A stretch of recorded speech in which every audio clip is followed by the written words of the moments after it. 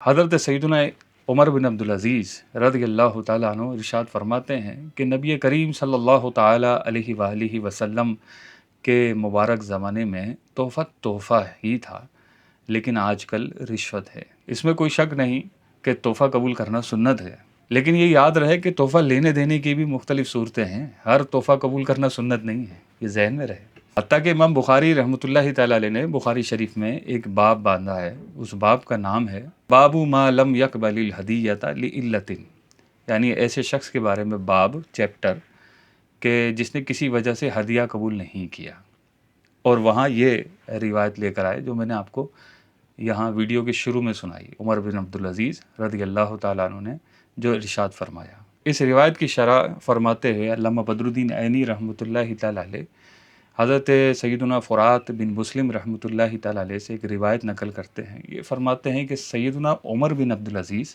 رضی اللہ تعالیٰ عنہ کو سیب کھانے کی خواہش ہوئی، لیکن گھر میں اتنی رقم موجود نہیں تھی کہ آپ وہ سیب خرید سکتے، یہ گھر میں کوئی ایسا سامان نہیں تھا جس کو بیچ کر آپ سیب خرید سکیں۔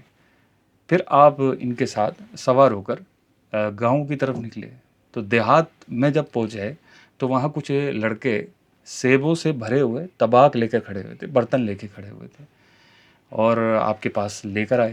آپ رحمۃ اللہ تعالیٰ نے ایک سیب اٹھایا اور اس کو سونگھا اور پھر واپس رکھ دیا، اور فرمایا کہ مجھے اس کی حاجت نہیں ہے۔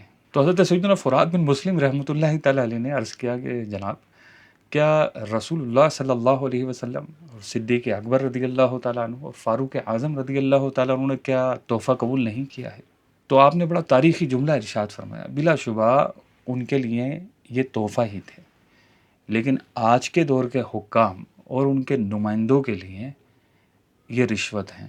تو آپ نے دیکھا کہ حضرت سیدنا عمر بن عبدالعزیز رضی اللہ تعالیٰ عنہ نے سیبوں سے بھرے ہوئے طباق لینے سے انکار فرما دیا، حالانکہ آپ کو سیب کھانے کی حاجت تھی، کیونکہ آپ جانتے تھے کہ آپ کو آپ کی حیثیت سے نہیں بلکہ خلیفہ ہونے کی حیثیت سے آپ کو تحفہ پیش کیا جا رہا ہے۔ اگر خلیفہ نہ ہوتے تو کوئی تحفہ نہیں دیتا۔ یہ بات تو ہر ذی شعور جانتا ہے کہ جو کسی نہ کسی عہدے پر فائز ہوتا ہے، چاہے وہ حکومتی سطح پر نیچے سے لے کر اوپر تک جو بھی عہدے ہوتے ہیں، یا وہ انتظامی کسی ادارے میں ہوتا ہے، وہ انتظامی ادارے چاہے وہ پولیس کے ادارے ہوں یا اوپر تک جو بھی ادارے ہوں، ان میں جو عہدوں پر فائز ہوتے ہیں یا حکومتی نمائندگان چاہے چھوٹے ہوں چاہے بڑے ہوں، کسی نہ کسی عہدے پر فائز ہوتے ہیں، تو ان کو لوگ تحفہ کیوں دیتے ہیں؟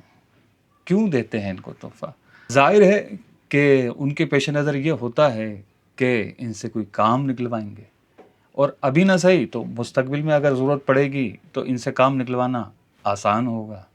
ان دونوں وجوہات کی بنا پر یہ تحفہ دینا یہ بھی رشوت ہی کہلائے گا، اور رشوت دینے والا اور رشوت لینے والا دونوں ہی جہنمی قرار پائیں گے۔ اب ایسے موقع پر چاہے کتنے ہی دل فریب دل آویز جملے ہم بنا لیں کہ یہ تو مٹھائی کے لیے دے رہا ہوں، یہ تو خرچی کے لیے دے رہا ہوں، یہ تو اپنی طرف سے دے رہا ہوں، یہ تو محبت میں دے رہا ہوں، رکھ لو، اس طرح کے پرکشش جملے یہاں کام نہیں دیں گے، کیونکہ یہاں جو نیت پیچھے پیش نظر ہے، جو نیت کارگر ہے، وہ یہ ہے کہ ابھی نہ صحیح تو مستقبل میں صحیح کوئی نہ کوئی کام ان سے نکلوائیں گے، اور یہ منع نہیں کریں گے۔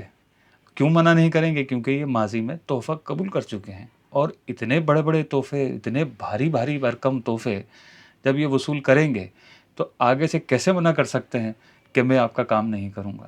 علامہ بدر الدین عینی حنفی رحمۃ اللہ تعالیٰ علیہ ارشاد فرماتے ہیں کہ نبی کریم صلی اللہ تعالیٰ علیہ وآلہ وسلم کا فرمان، تحفے کا آپس میں تبادلہ کرو محبت بڑھے گی، اس کے حق میں ہے کہ جسے مسلمانوں پر عہدہ دار نہ بنا دیا گیا ہو، اور جب یہ عہدہ دار بن گیا تو اب اس کو تحفہ قبول کرنے کی اجازت نہیں ہے، تحفہ لینے سے بچنا لازمی ہے، خصوصاً اس صورت میں کہ جب ماضی میں اس کو تحفے نہیں دیے جاتے ہوں۔ ماضی میں کوئی تحفے نہیں دیتا تھا، لیکن جیسے ہی عہدے پر فائز ہوا، چاروں طرف سے تحفوں کی بھرمار ہو گئی، تو یہ تحفہ دینے والے کیا چاہتے ہیں؟ یا یہ تحفہ دے کر آپ کا دل خوش کرنا چاہ رہے ہیں، یا بہت ان کو خوشی ہوئی، یا آگے ان کا کوئی کام نہیں اٹکنے والا آپ سے؟ تو ماضی میں جب کسی نے آپ کو تحفے نہیں دیے، اور آپ کے عہدہ ملنے کے بعد آپ پر تحفوں کی بھرمار ہونے لگی ہے. یہ بات بات میں لوگ تحفہ دے جاتے ہیں. نئے ماڈل کی گاڑی آپ کے گیراج میں کھڑی کر کے چلے جاتے ہیں. آپ کو تحفتاً مہنگی گھڑیاں دے جاتے ہیں. آپ کو تحفتاً اچھا سا بنگلہ پیش کر دیتے ہیں. تو یہ کیا ہے؟ تو یہ وہی ہے جس کے بارے میں نبی کریم صلی اللہ علیہ وسلم نے ارشاد فرمایا کہ تو رشوت لینے والا اور رشوت دینے والا دونوں ہی جہنمی ہیں. اللہ پاک ہمیں سمجھ کی توفیق نصیب فرمائے. ہمارا یہ سلسلہ جاری ہے. انشاءاللہ ملتے ہیں اگلی ویڈیو میں.